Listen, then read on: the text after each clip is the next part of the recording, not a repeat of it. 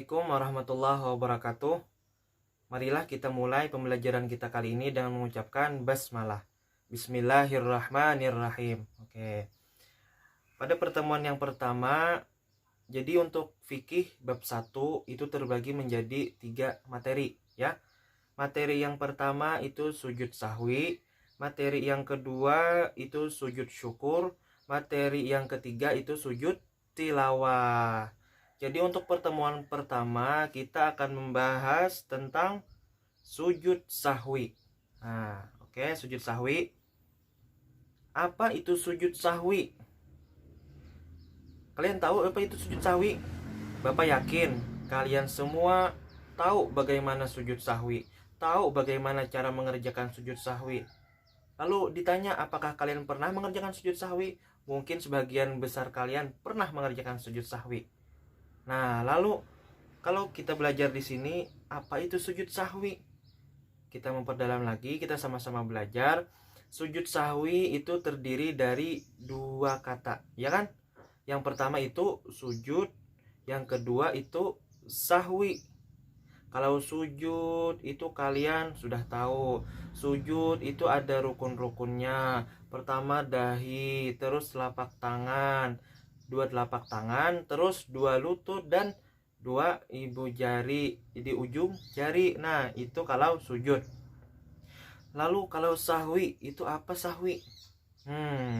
Sahwi memiliki arti lupa atau lalai. Jadi sujud sahwi adalah sujud 2 kali yang dilakukan karena seseorang meninggalkan sunnah ab'ad. Karena meninggalkan sunnah ab'ad, kekurangan atau kelebihan jumlah rakaat, ataupun karena ragu-ragu jumlah rakaat dalam sholat yang dikerjakan. Nah, jadi itu yang dinamakan sujud sahwi, karena lupa. Yang didasari semua itu karena lupa. Apakah lupanya seseorang itu mendapatkan hukuman? Tidak. Kenapa? Bahkan ketika sholat pun kalian lupa jumlah rakaat, kalian kelebihan jumlah rakaat, atau ragu-ragu jumlah rakaat, ada tertinggal sunnah ab'ad. Nah, itu kalian tidak dihukumkan batal karena didasari lupa yang tidak disengaja. Kan lupa itu tidak disengaja. Terus lagi, yang namanya lupa itu merupakan anugerah juga dari Allah. Contohnya misalnya ketika kalian puasa, kalian lupa pada siang hari kalian minum 1 gelas. Mungkin ada di dapur itu sirup rasa jeruk misalnya. Kalian haus setelah datang dari jalan-jalan, datang dari rumah teman misalnya, kalian haus, kalian bikin itu sirup, terus kalian bubuhi dengan air es, kalian minum. Setelah habis 1 gelas baru kalian sadar puasa. Astagfirullahaladzim, aku puasa. Apakah puasanya itu batal? Puasanya tidak batal. Silahkan lanjutkan puasa. Karena apa? Karena itu merupakan anugerah dari Allah. Jadi bahkan dalam sembahyang pun misalnya kalian lupa, tidak apa-apa. Ini solusinya. Ketika kalian tertinggal sunat ab'ad, apakah kalian harus membatalkan sembahyangnya? Apakah kalian harus mengulang sembahyangnya? Tidak. Ditutupi dengan sujud sahwi. Oke. Nah, lanjut lagi. Yang berikutnya itu apa hukumnya melakukan sujud sahwi? Nah, apa hukumnya? Apakah wajib? Apakah mubah? Apakah makruh? Atau sunnah? Nah, itu ada sudah bacanya. Hukum sujud sahwi adalah sunnah. Sehingga sholat yang kamu lakukan tidak batal manakala meninggalkannya. Namun bila imam melakukan sujud sahwi, maka kita wajib mengikut imam melakukan sujud sahwi. Kalaunya kita sendiri, ketika kita seorangan mengerjakan sholat, misalnya subuh sunat ab'adnya apa yang ada di dalam subuh? Di antaranya adalah doa kunut. Nah, doa kunut. Kenapa subuh sering tertinggal doa kunut? Bapak tahu pasti di antara kalian ada yang pernah tertinggal doa kunut ketika sembahyang subuh. Nah, ngaku. Oke, jadi doa kunut itu termasuk sunnah abad. Nah, termasuk sunnah abad. Lalu ketika kalian sembahyang subuh, sudah di rakaat kedua setelah ruko, i'tidal, yang seharusnya sunnah abadnya itu doa kunut kita baca, tetapi kita langsung sujud. Karena apa? Mungkin gara-gara faktor mengantuk, masih ada hawa-hawa bangun guring misalnya, kan? Lupa. Atau masih pikirannya ini masih di alam mimpi, misalnya waktu sembahyang, kan lalai, lupa, kan? Terus kalian sujud, terus lagi duduk antara dua sujud, terus lagi sujud lagi, terus yang terakhir tahiyat akhir. Lalu ketika tahiyat akhir, kalian baru sadar. Sadarnya apa? Sadar bahwa kalian tadi tertinggal kunut. Kalau kalian tidak belajar tentang sujud sahwi, mungkin kalian bingung.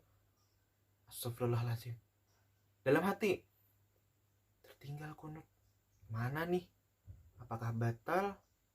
Apakah kita membatalkan sholat? Atau kita teruskan sholat? Atau kita lanjutkan langsung dengan salam 2 kali misalnya? Bingung, ragu-ragu. Nah, karena kalian telah belajar, mungkin sebelum kita belajar ini kalian sudah mengetahui. Kalaunya ketika kita ingat kunut, kita tertinggal, kita tutupi dengan sujud sahwi. Jadi setelah kita membaca tahiyat akhir, selesaikan dulu tahiyat akhir, lalu sujud kita 2 rakaat. Sujud kita 2 kali, sujud, bangkit duduk antara 2 sujud, sujud lagi, tahiyat lagi, langsung salam. Nah, jadi itu ya. Lalu bagaimana kalau kita kunut sudah tertinggal, waktu tahiyat akhir masih tidak ingat bahwa kita tertinggal kunut? Apakah kita habis itu lagi kita selesai salam? Apakah kita selesai salam habis itu sudah tuntung salam, kada ingat, astagfirullahaladzim, tadi kada berkunut, lupa? Apakah kita mengulang lagi sholat subuh? Tidak apa-apa. Kenapa? Karena hukum mengerjakan sujud sahwi itu sunnah. Kalau dikerjakan mendapatkan pahala, kalau ditinggalkan tidak apa-apa. Jadi itu ya, sujud sahwi. Nah, yang selanjutnya lagi, apa yang menjadi sebab sujud sahwi? Kan sujud sahwi itu sujud karena lupa. Sujud yang dikerjakan karena kita ada kelupaan, ada kekhilapan. Pasti ada penyebabnya. Yang menyebabkan kita lupa, lupanya kita itu di bagian mana saja, kan ada. Nah, jadi yang pertama, meninggalkan sunnah abad, yaitu amalan sunnah yang apabila tertinggal maka disunnahkan sujud sahwi. Sedangkan jika yang tertinggal sunnah hayat, maka tidak perlu sujud sahwi. Sunat abad tahiyat awal, kan sunat abad. Terus lagi kunut, sunat abad. Nah, lalu bagaimana ketika kalian tertinggal tahiyat? Biasanya itu kalau lagi capek-capeknya, mungkin pulang dari sekolah sore, pulang dari les, ketika kalian sholat maghrib di rumah, mungkin kalian kelelahan, mungkin ada hawa-hawa mengantuknya juga. Lalu kalian sholat maghrib, ketika di rakaat kedua kalian tidak sadar. Tidak sadarnya apa? Habis sujud kedua, di rakaat kedua kalian langsung berdiri.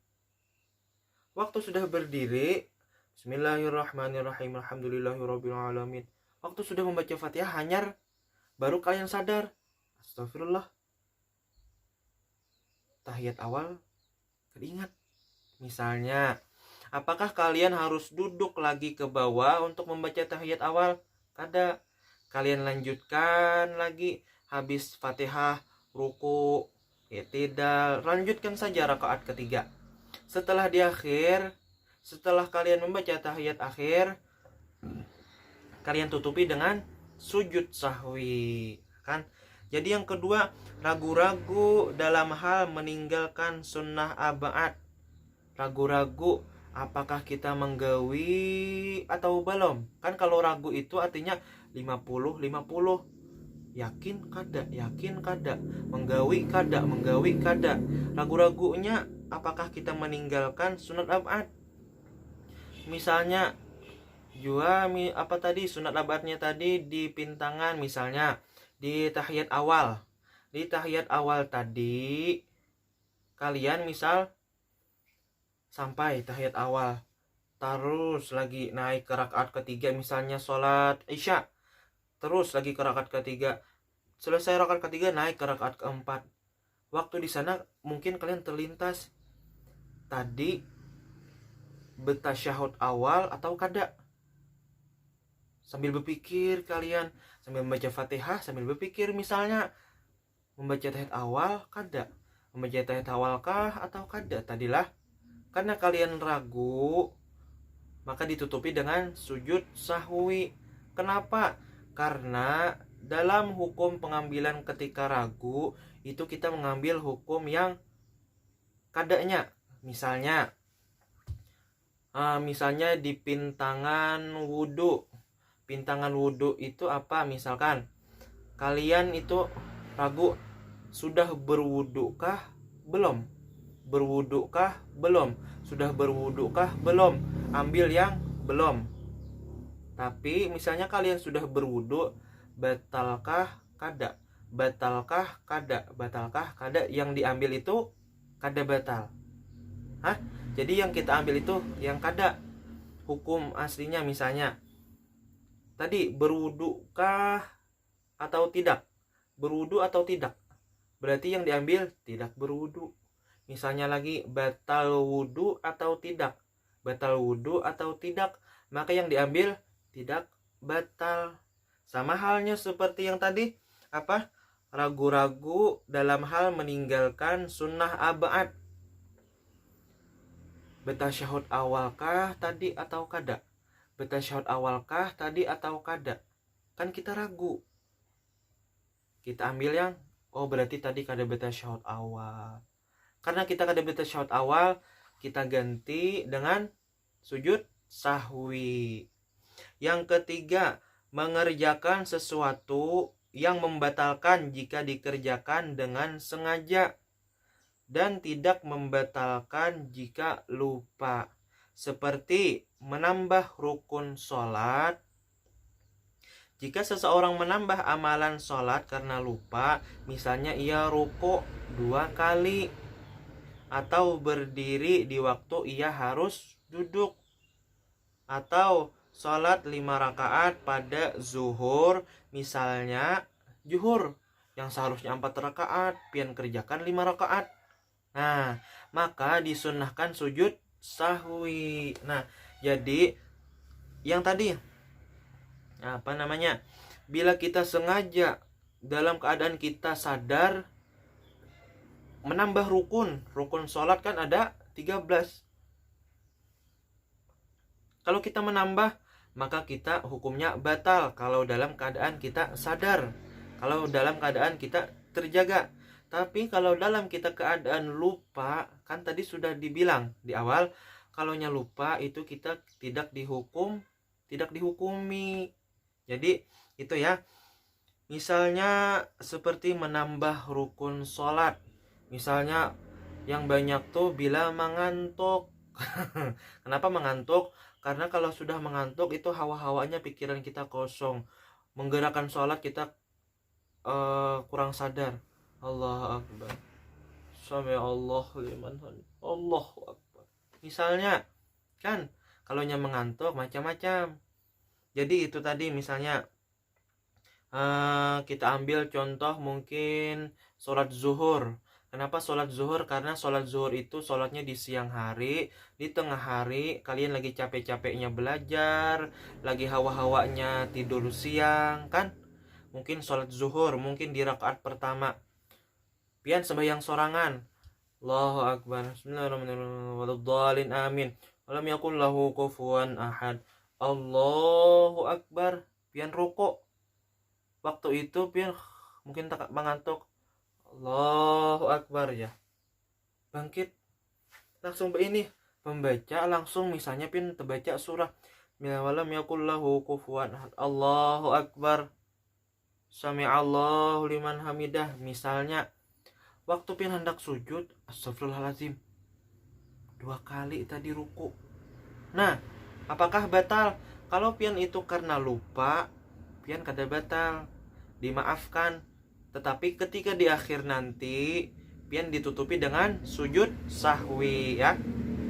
Nah, lalu lagi misalnya ruku 2 kali. Nah, ada juga misalnya tertinggal rukun. Misalnya waktu rakaat kedua, misalnya di maghrib. Rakaat kedua di maghrib misalnya Allahu Akbar. Tunggu, jangan maghrib kita ya. Yang kalian ngantuk misalnya di zuhur lah.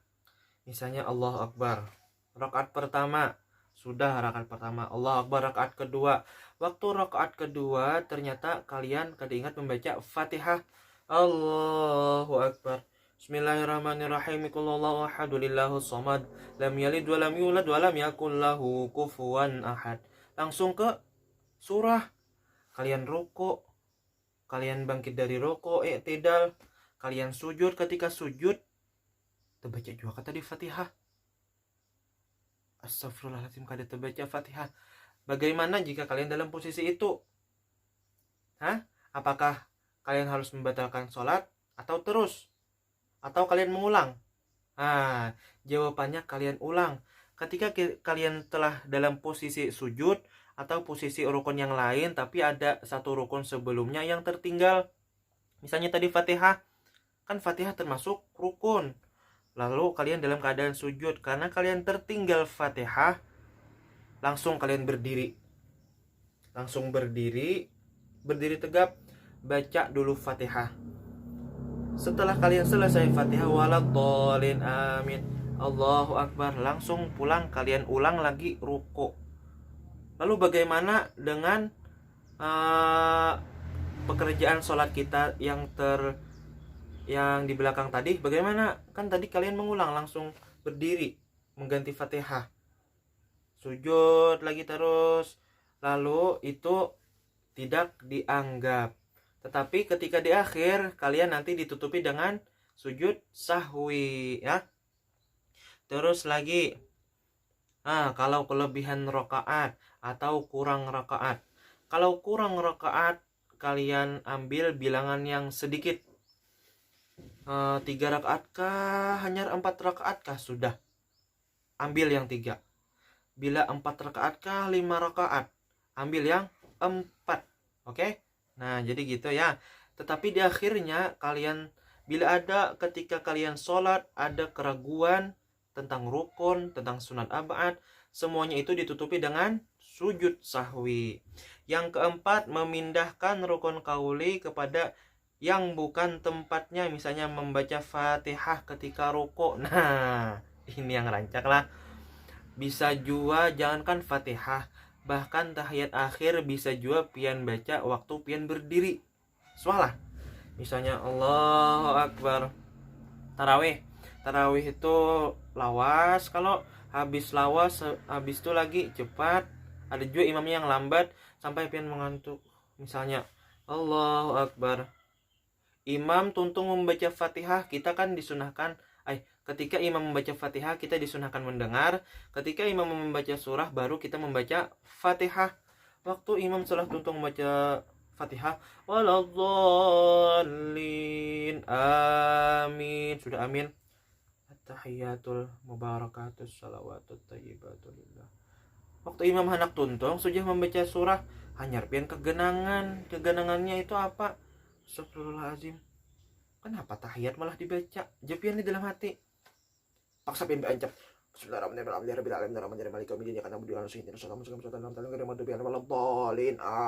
Allahu Akbar, 4 rukuk juga. Nah, kalau pian tegawi yang kayak itu, tutupi dengan sujud sahwi.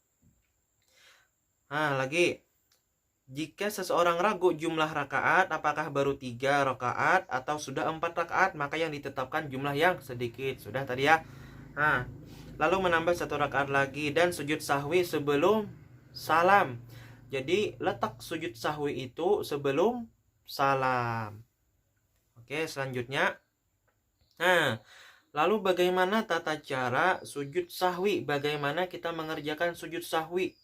Nah, tata cara sujud sahwi. Nah, itu coba lihat. Yang pertama, setelah membaca tasyahud akhir, niat sujud sahwi dalam hati. Kan kalau niat bukan lafaz. Misalnya, usalli fardal maghribi, itu namanya lafaz. Kalau dalam hati, kan dalam hati nggak ada bunyinya, nggak ada suaranya. Kalau yang terkeluar di mulut itu lafaz.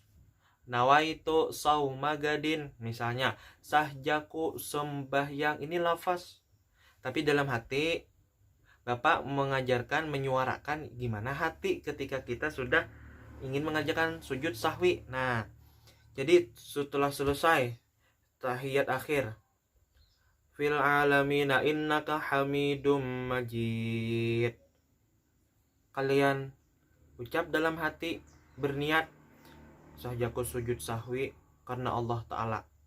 Sahjaku sujud sahwi karena Allah Ta'ala. Langsung kalian sujud. Yang pertama, di ketika kalian sujud, kalau bacaannya khusus, kalau kalian bisa menghafal, ada bacaannya.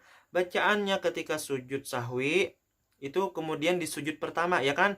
Dengan membaca Subhanaman la yanamu wa la yashu, 3 kali.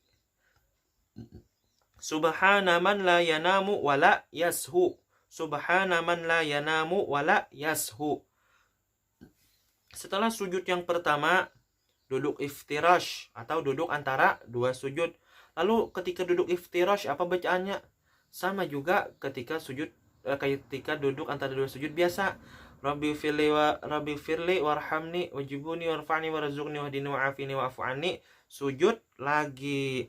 Kemudian sujud sahwi kedua dengan membaca tasbih, sama. Subhanaman la yanamu wa la yashu. Subhanaman la yanamu wa la yashu. Terus yang terakhir duduk tawarruk atau duduk tahiyat akhir. Habis duduk tahiyat akhir, pian kada usah lagi membaca tahiyat akhir. Jadi habis duduk, habis sujud, bangkit dari sujud, Assalamualaikum warahmatullah, langsung salam.